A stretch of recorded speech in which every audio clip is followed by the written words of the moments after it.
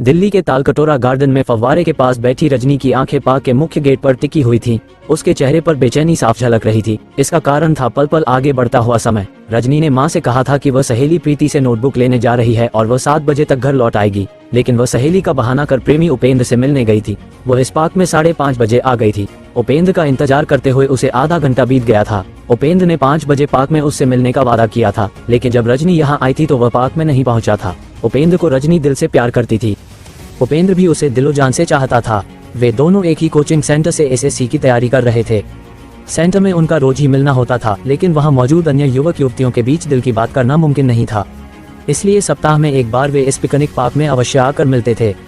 समय पल पल आगे सरक रहा था। उपेंद्र हर बार दिए गए समय से आधा घंटा पहले ही पहुंच जाता था। आज न जाने वह क्यों नहीं आया था। यदि वह किसी जरूरी काम में फंस गया है तो उसे फोन करके बता देना चाहिए था। अभी तक उपेंद्र ने फोन भी नहीं किया था। रजनी की बेचैनी बढ़ती जा रही थी। जब 6:30 बज गए तो रजनी ने उपेंद्र को फोन करने का मन बनाकर मोबाइल सामने किया तो उसे पार्क के गेट में प्रवेश करता उपेंद्र नजर आ गया। रजनी की बेचैनी पलक झपकते ही गायब हो गई। वह अपनी जगह उठकर खड़ी हो गई। उसने देखा कि उपेंद्र का चेहरा बुझा बुझा सा है। वह बहुत ज्यादा परेशान भी दिखाई दे रहा है। कुछ ही देर में उपेंद्र उसके पास आ गया। रजनी ने मुस्कुराकर उसका स्वागत किया। आज तुम पूरा 1 घंटा लेट आए हो उपेंद्र, सब ठीक तो है ना? रजनी ने उसका हाथ थामकर शिकायत करते हुए पूछा। सब ठीक है, उपेंद्र ने जबरन मुस्कुराने का प्रयत्न करते हुए कहा और रजनी के साथ पार्क की घास पर बैठ गया। रजनी ने उसकी आंखों में झांका। आंखों में गहरी उदासी के भाव थे। चेहरा भी बयां कर रहा था कि वह काफी परेशान है। क्या हुआ है उपेंद्र? तुम्हारी आंखें और तुम्हारा चेहरा चुगली कर रहे हैं कि तुम परेशान हो। सच सच बताओ, क्यों परेशान हो तुम? उपेंद्र ने गहरी सांस ली और उदास स्वर में बोला, मैं अपने प्यार को लेकर परेशान हूँ रजनी। तुम्हें मालूम है कि मैं तुम्हें अपने दिल की गहराइयों से प्यार करता हूँ, तुम्हें अपना बनाना चाहता हूँ।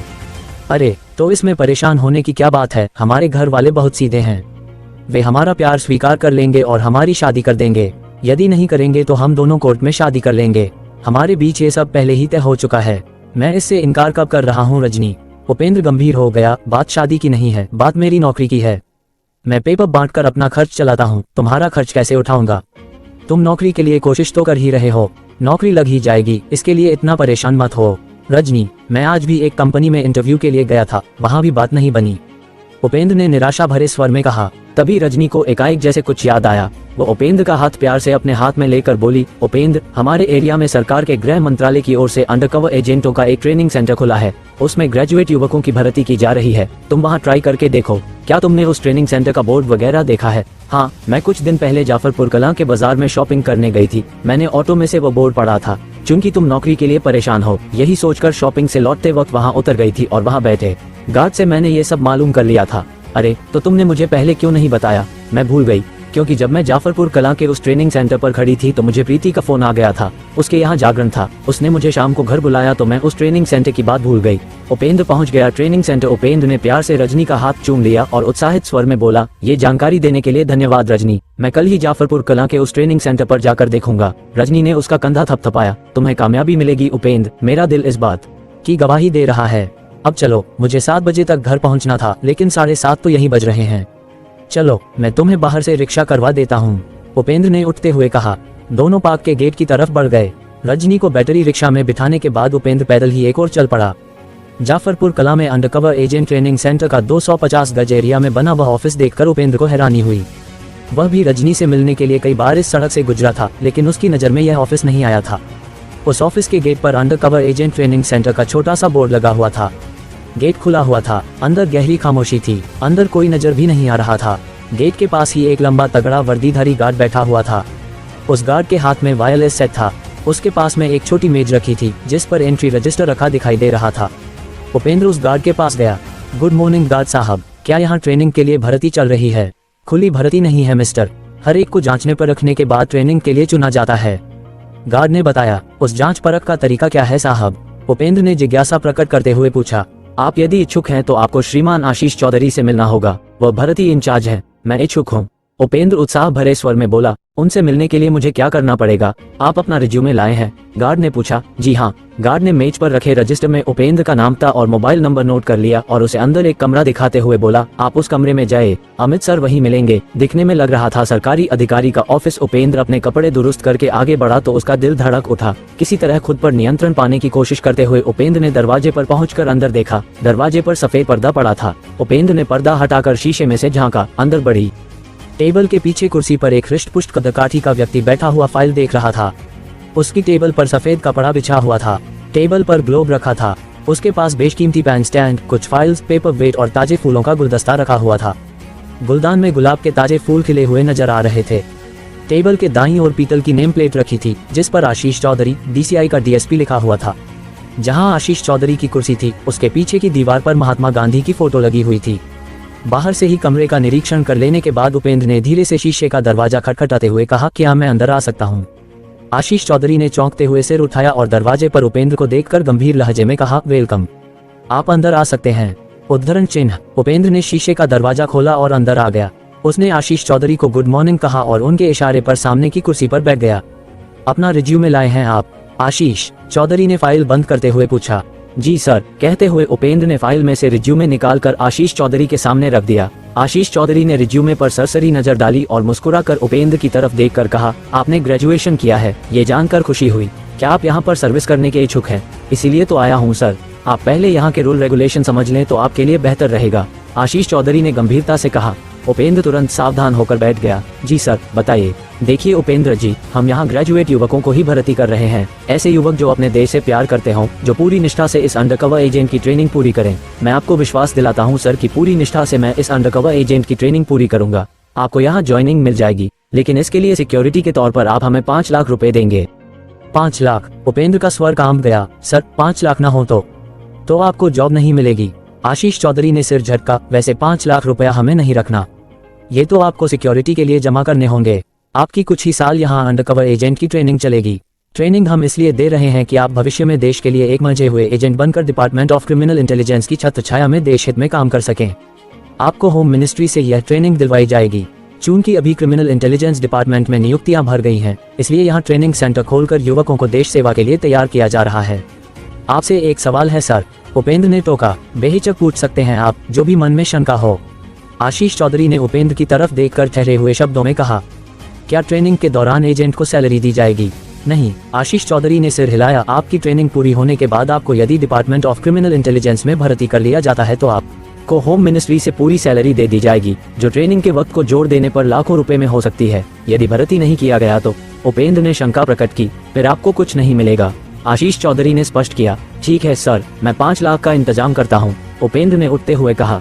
एक बात का विशेष ख्याल रखेंगे आप, आशीष चौधरी ने टोका। आप यहाँ की कोई भी बात बाहर नहीं बताएंगे, अपनी माँ या पत्नी को भी नहीं। ये सुरक्षा के लिए जरूरी है मिस्टर उपेंद्र। ओके सर, मैं किसी से कुछ नहीं कहूँगा, उपेंद्र ने कहा और दरवाजे से बाहर आ गया। तभी उसके कदम ठिठक गए। अंदर आशीष चौधरी फोन पर किसी से कुछ कह रहा था। उपेंद्र ने कान लगाकर सुना। आशीष किसी को बता रहा था, मुर्गा फंस गया है जनाब, चारा ही ऐसा डाला है कि वह खाएगा जरूर।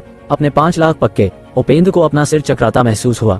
वह खुद को संभाल कर तेजी से दरवाजे के पास से हट गया। राजौरी गार्डन के WR1 यूनिट क्राइम ब्रांच के स्पेशल CP रविंद्र सिंह यादव को किसी अज्ञात फोन नंबर द्वारा सूचना मिली कि जाफरपुर कला में होम मिनिस्ट्री के नाम पर एक फर्जी अंडरकवर एजेंट ट्रेनिंग सेंटर खोलकर बेरोजगार युवकों को बेवकूफ बनाया जा रहा है। उनसे 5-5 लाख रुपए लिए जा रहे हैं। सूचना देने वाले ने अपना नाम तक नहीं बताया था।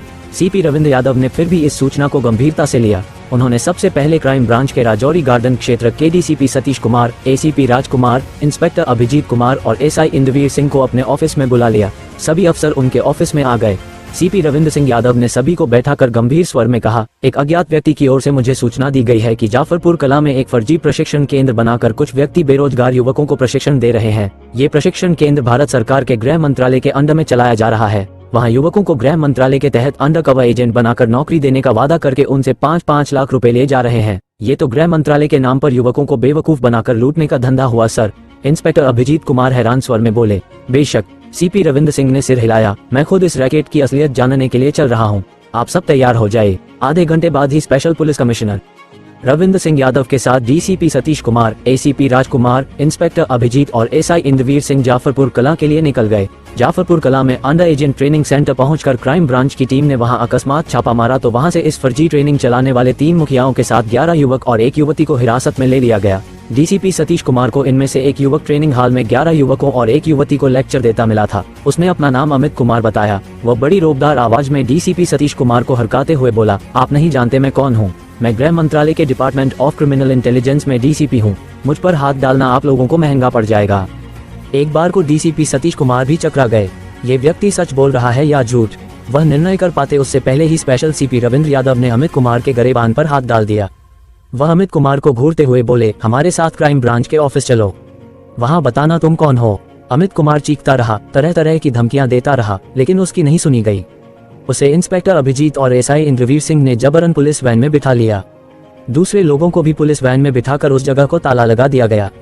ये क्राइम ब्रांच की टीम पहले इन लोगों की असलियत जान लेना चाहती थी, तभी तो इस ट्रेनिंग सेंटर की तलाशी का काम पूरा करने के बाद सभी लोगों को क्राइम ब्रांच के ऑफिस में लाया गया। यहाँ खुद को गृह मंत्रालय में क्रिमिनल इंटेलिजेंस में डीसीपी बता रहे अमित कुमार से कड़ाई से पूछताछ की गई तो उसकी सारी हेकड़ी धरी की धरी रह गई। उसने स्वीकार किया कि वह गृह मंत्रालय के नाम पर फर्जी ट्रेनिंग सेंटर चला रहा था। इसके बाद पुलिस ने उन तीनों से पूछताछ की गई तो आशीष चौधरी ने बताया कि वह 7वीं क्लास तक पढ़ा है। शुरू से ही वह बहुत महत्वाकांक्षी था, ढेर सारा रुपया कमाना चाहता था। कम शिक्षा की बदौलत सरकारी जॉब तो वह पा नहीं सकता था, लेकिन सरकारी दफ्तर खोलकर जरूर बैठ सकता था। उसने शुरू में मेहरौली में एंटी करप्शन ऑर्गेनाइजेशन का ऑफिस खोला था। वहां उसे कामयाबी नहीं मिली तो एनजीओ चलाया, उसमें भी सफलता नहीं मिली तो उसे बंद करके घर बैठ गया। 2017 में उसने अंकिता नाम की महिला से कोर्ट मैरिज कर ली। उस समय उसकी उम्र 27 साल थी, जबकि अंकिता 40 साल की थी और 8 साल की बेटी की मां भी थी। आशीष ने बताया कि 2014 में गोविंद कौशिक नाम के युवक से उसकी मुलाकात हुई। वह प्राइवेट जॉब करता था। उसने सलाह दी कि यदि गृह मंत्रालय के तहत अंडरकवर एजेंट ट्रेनिंग सेंटर खोला जाए तो अच्छी आमदनी की जा सकती है। वह ऐसे युवकों को जानता है जिन्हें किसी भी कीमत पर सरकारी नौकरी चाहिए।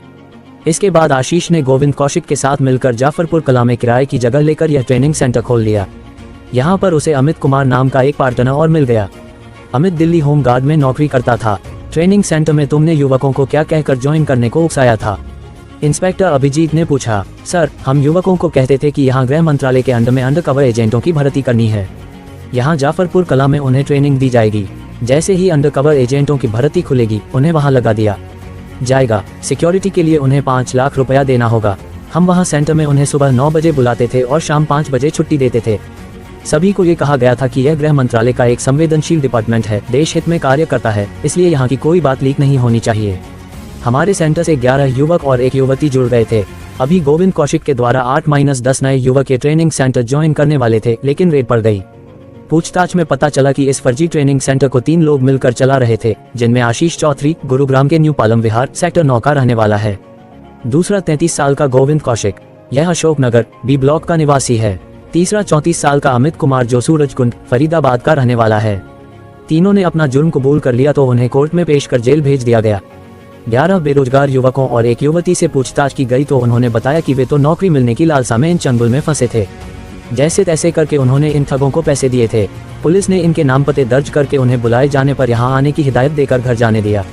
इस फर्जी ट्रेनिंग सेंटर में जो चीजें बरामद हुई उनमें recruitment application, fake call letter, appointment letter, 3 lakh रुपए नकद, 2 wireless set, 1 wireless phone, 16 fake ID card, खाकी यूनिफॉर्म, 20 जोड़े खाकी मोजे, 4 जोड़ी पुलिस के जूते, 15 खाकी मास्क, DCI लोगों के छपे हुए लिफाफे, office stationery, register, file cover, 7 rubber stamp, training file, DCI के DG की फेक फोटो फ्रेम और राष्ट्रपति प्रधानमंत्री की फोटो फ्रेम, अशोक चक्र लगे DCI के झंडे, कंप्यूटर और लैपटॉप थे।